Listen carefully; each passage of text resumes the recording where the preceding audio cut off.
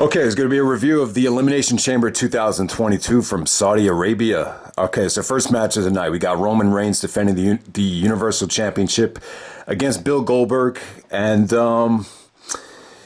yeah, it wasn't bad. They kept it pretty short. The crowd here, it was kind of tough to estimate who they were really behind here, because there was lots of "we want let's go Goldberg" chants. So it felt like Goldberg had more fan support, but whenever Goldberg hit a spear or a top move, it seemed like he started to get booed out of the building. And by the end of the match, it felt like more of a pro Roman match. So crowd kind of went back and forth in terms of the reaction, but yeah, I thought it was good. I thought it really made Roman look strong. He actually did a really nice counter to the jackhammer after a couple spears, and the front face guillotine face lock came off great. The Goldberg passed out from it.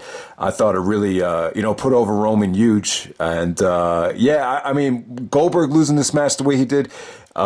You heard rumors about Stone Cold making an appearance at WrestleMania, and logically you would think he would face Goldberg at Mania, but the way Goldberg lost this match, you would kind of bet against that happening, considering what happened here. But yeah, Roman goes over really in dominant fashion here. Thought it was okay for a Goldberg match, so hopefully that's it for Bill Goldberg. But let's move on to the next match. We got the Elimination Chamber match for a Raw Women's Championship match at WrestleMania 38. So we got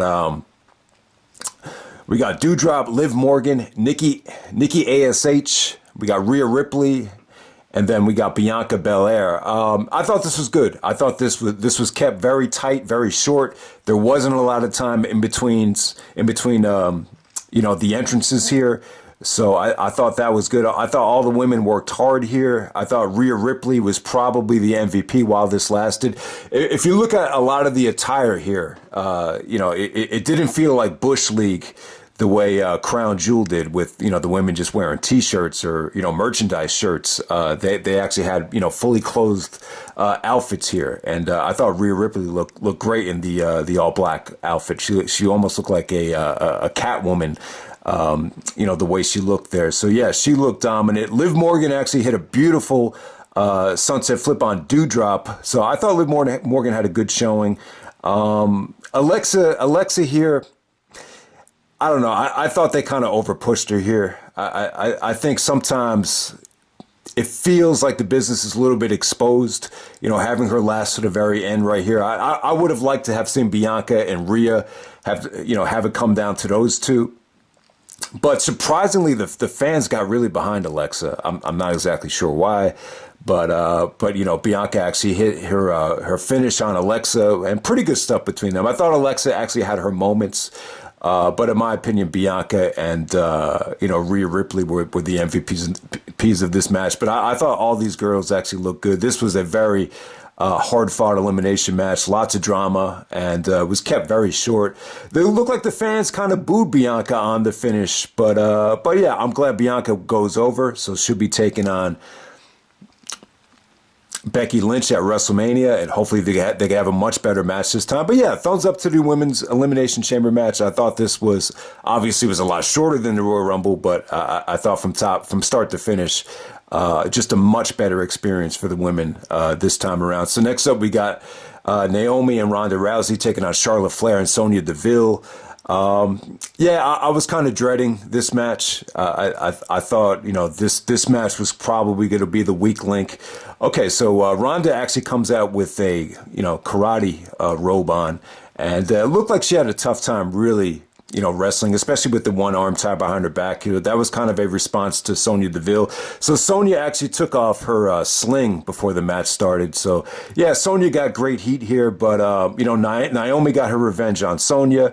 I thought Charlotte, she was going to work on Ronda's other arm, so she got some pretty good heat. But at the same time, Ronda got a holy shit type of submission on Sonya to make her look strong. So it accomplished a lot of things. Kind of put Sonya Deville to rest, with Naomi getting revenge there, and then Ronda looked dominant, so we can move on to Ronda versus Charlotte Flair, and both were able to get a fair amount of heat, and momentum going into WrestleMania. So it really did accomplish that. So we move on to the next match. We got Drew McIntyre taking on Madcap Moss with Happy Corbin. This is a Falls Count Anywhere match, and it really felt like a handicap match.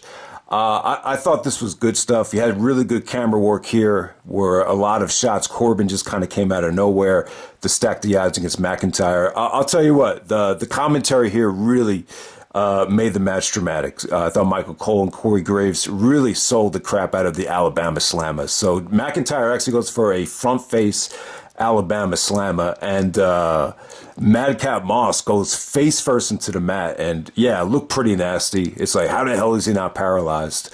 But you know, I guess when you're coming down at that angle, it's not as bad as going, you know, pile driver first. So seemed like he was okay. And yeah, you know, I thought Drew was great here. I thought Drew looked dominant. You know, he's able to fight off two guys. The Claymore with the sword in his hand, I thought that was an awesome finish. And yeah, hopefully McIntyre gets a good opponent for WrestleMania.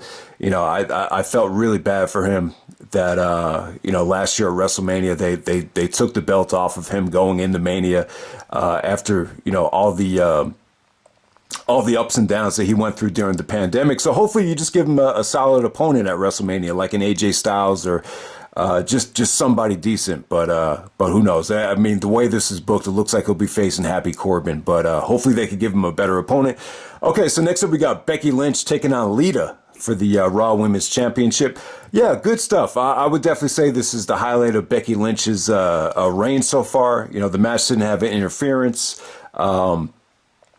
You know, this is more of a ground and pound match from Lita. Lita being more of a brawler. You know, Becky tried to do her best to keep Lita away from the top rope to avoid the moonsault. Eventually, when Lita did hit the moonsault, she hit the twist of fate and then the moonsault. So that was a great kick out there. But I don't know. I kind of think Becky needs a better finisher, though. Like when she hit her finish, she actually hit the finish twice. The first time, Lita got her foot on the rope. The second time, you know, she did get the pinfall, but fans didn't really buy into it, so you know maybe Becky does need a better finisher. But yeah, I thought this was good stuff. I really thought it wasn't great, but it felt competitive and very hard hitting. You know, a lot of the execution towards the end of the match came off really well. So yeah, good stuff. Arguably one of the better things on the show right there. So, okay, so next up we got the Usos taking on the Viking Raiders. This ended up being a no contest. I don't know exactly what happened here. Just the Usos came out of nowhere, just super kicked the crack out of the Viking Raiders, and the match just you know was ended in a no contest, which is good. You know, I thought that was the right call because at that point in the show, I just think you need to move on to the main event. You know, that's something that you could have had as the opener, or maybe you put it on the pre-show. Okay, so for the Elimination Chamber match for the WWE Championship, we got Bobby Lashley taking on AJ Styles, Austin Theory, Riddle, and Seth Rollins. All right, so Rollins and Theory started the match. I thought Rollins looked great. The fans are really behind him with his entrance. I thought him and Theory actually had a you know, a nice little rhythm going there in the beginning. Riddle came in, and you know, I thought they were clicking on all cylinders. So Rollins actually buckle bombs.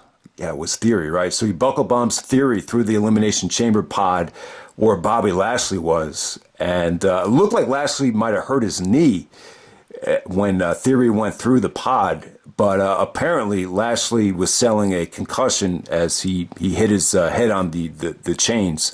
So they actually took Lashley out of the match.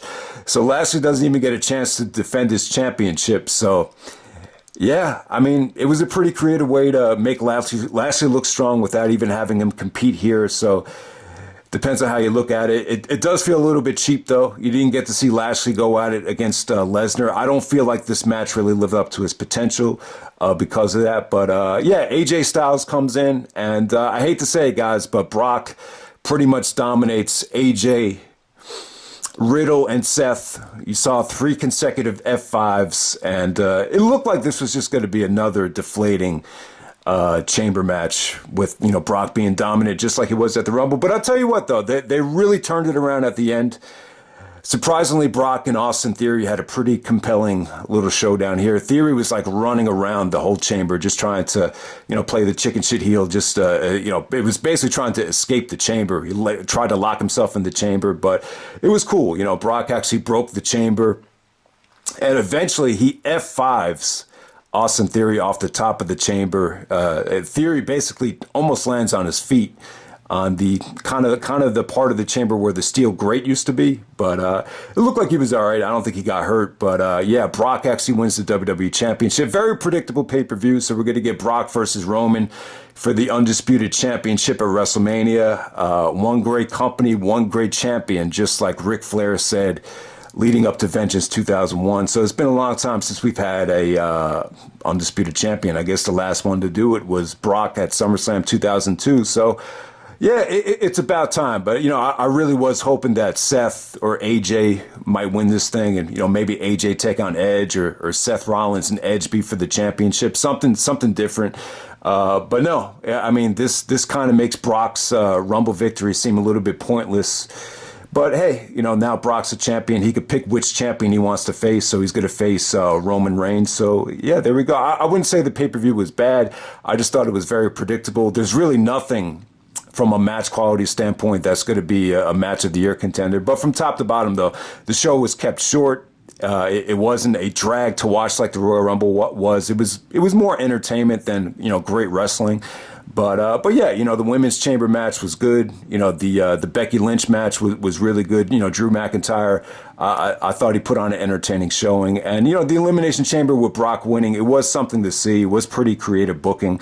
But, considering the talent involved in the main event, I just can't say that it lived up to expectations.